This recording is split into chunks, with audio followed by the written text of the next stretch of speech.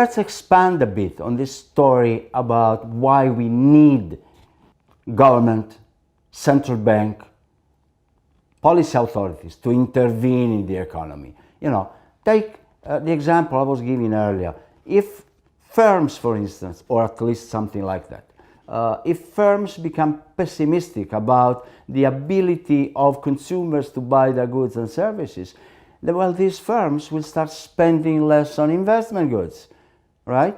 They will buy less machinery. Why? Because they expect there not to be a market for those goods in the future, so they don't increase their production capacity. Now, that's a problem. That's a problem because we want production to grow over time. And production grows mostly through investment.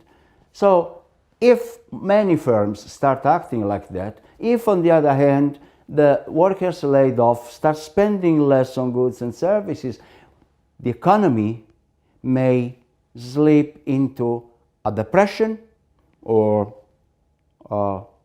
stagnation or an outright recession. That is a shrinking of the level of economic activity technically for at least 2 quarters in a row. Now, you see that this we can't allow.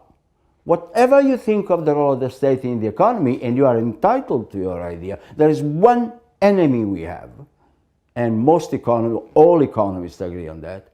The biggest problem is unemployment. We cannot afford unemployment. Unemployment is painful on the people, but also is a lost opportunity.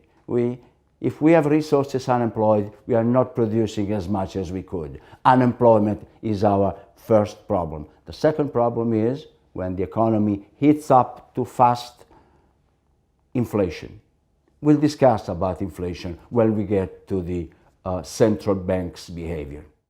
So, we are talking about macroeconomics, and of course everybody is very much interested in these topics. The problem is that macroeconomics brings our minds to macroeconomic policies.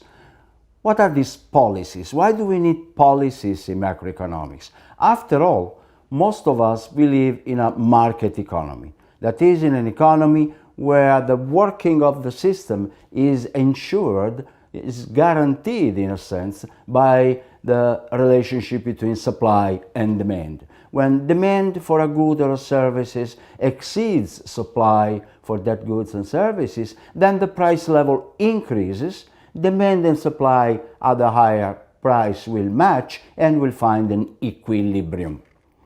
Now, if the market is able to find equilibrium, or equilibria, says somebody, why do we need policies? Why do we need actual deliberate actions by governments and central banks to modulate the system, to stimulate the economy when it is too slow, and to spring it up when it slows down? So here is my problem. My serious problem with policy is, why do we need policies? Well, I have a bunch of examples for you. The first one we call market failures. There are situations in which the relationship between demand and supply doesn't work properly. It fails. Example, think about national defense. We all want national defense. What happens is that I'm not ready to pay for national defense. Why? Because what defends me defends you as well, so I expect you to pay for it. Of course, you do the same. You are not willing to pay for it. You expect me to pay for it. And this is a stalemate. The state, the government comes in. What it does is it taxes you, it taxes me, and with the revenues of that taxation sets up a system of national defense. So you see, in this instance, taxation is the result of a market failure. But there are other instances in which, possibly more important, in which the government has to intervene.